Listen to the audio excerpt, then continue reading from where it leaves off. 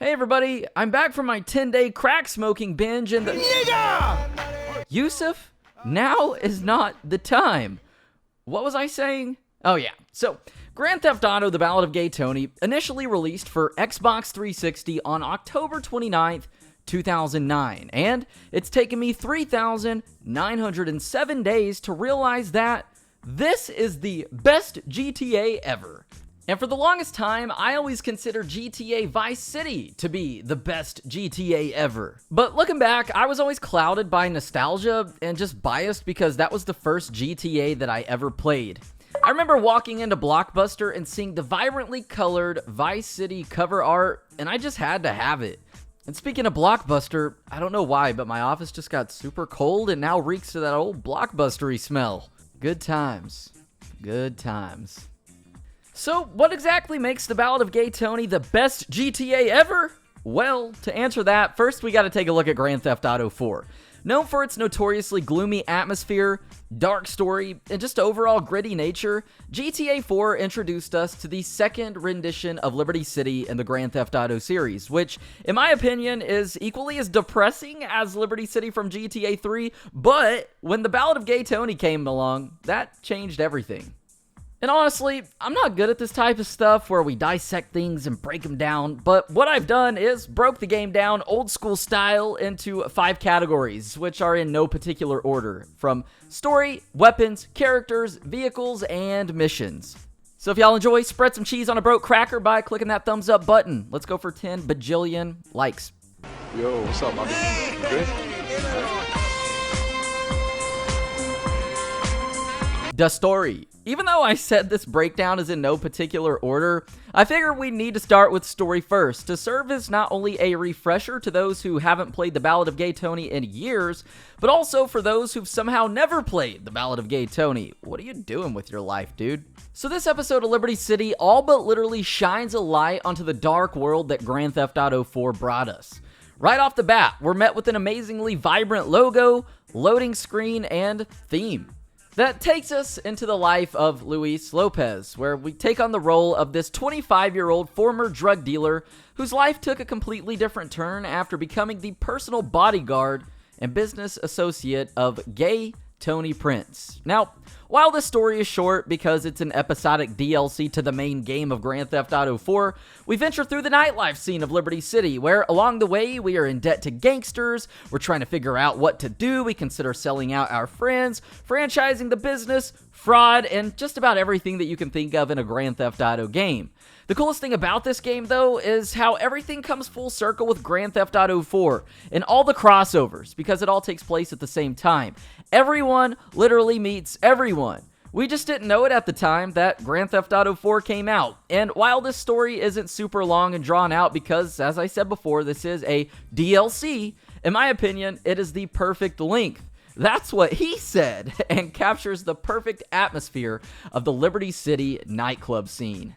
Caricatures to stirs. So I lied. I guess this list is kind of in a particular order because you can't have a good story without good character. Hey man, hey nigga, what's up? What's up? Yusuf, man, please just stop. Yeah, like I said. Anyways, you can't have a good story without good characters. The Ballad of Gay Tony really delivers with this. So, first up, Yusuf Amir, an extremely wealthy real estate developer with daddy issues who's always looking to impress his dad, but in all the wrong ways. This guy is impossible to not love, and I've always been sad that Rockstar didn't allow him to return in Grand Theft Auto 5 or even acknowledge him outside of a weapon camo that was added into GTA Online in 2015.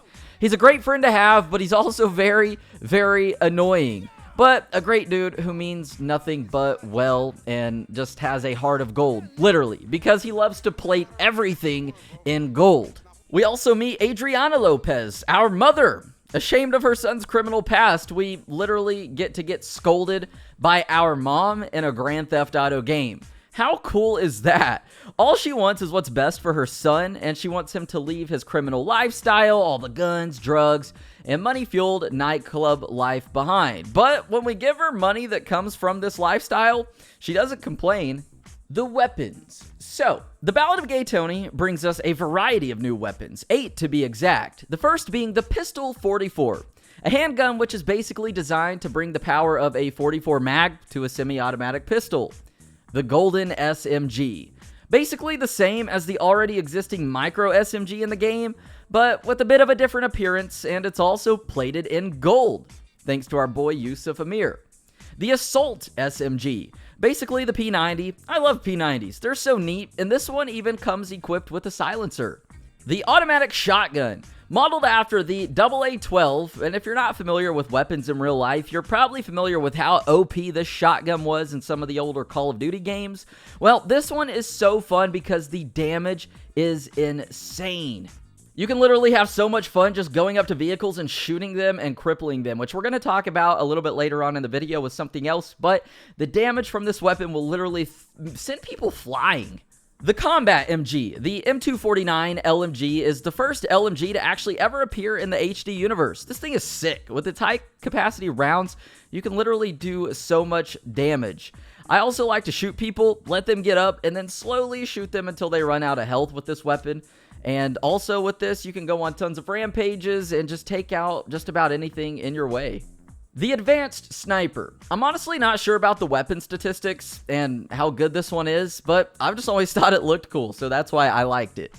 The Grenade Launcher. A high velocity and accurate single shot grenade launcher that you can let all the cops pile up and then destroy them all in one hit. And lastly, Sticky Bombs. This was a fun one. Just your typical C4-like explosive that you could throw on vehicles and wreak havoc with. Vehicles. So, while I can't go through every single vehicle that was added into the Ballad of Gay Tony, there is a wide array of exclusive vehicles added into this game that make it so much fun. I remember in the first mission on my first playthrough of this game being tasked with getting behind the wheel of Tony's personal shafter. It was almost like that feeling of buying a brand new car. Compared to all the older vehicles from Grand Theft Auto 4, this one was so clean and modern. So, let's talk about the Super Drop Diamond, a custom version of the already existing Super Diamond in the game. This one spawns in exclusively plated in gold and is eventually gifted to us by Yusuf Amir, alongside his golden buzzard after completing parts of the story. We also get to see the APC, basically a SWAT tank or baby rhino. This one is so fun as we take to the streets of Liberty City, destroying just about anything that gets in our way, and my favorite thing to do with this, just like the advanced shotgun, is to cripple cars, to the point that they work, but they barely move, and they're just scooting along like that dog from Family Guy, whose back legs don't work. I'm sad now.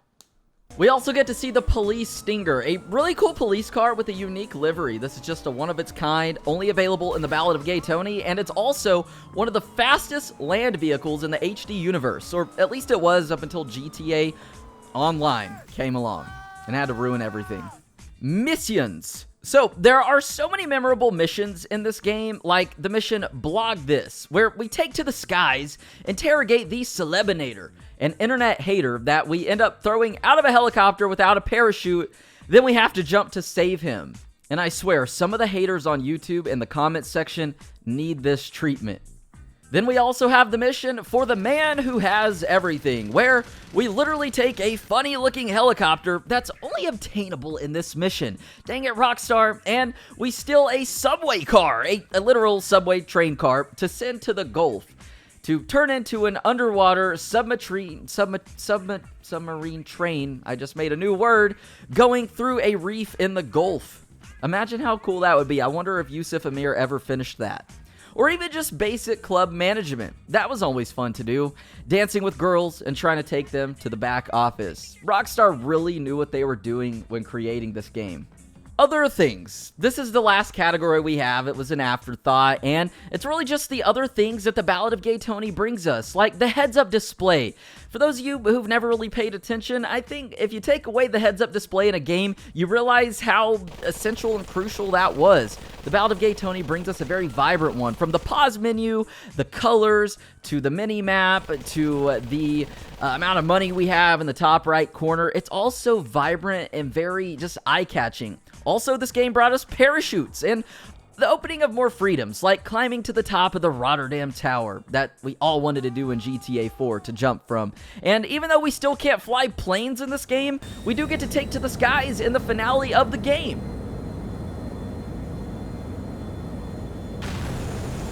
So that's why I think the Ballad of Gay Zach Cox TV is the best GTA game.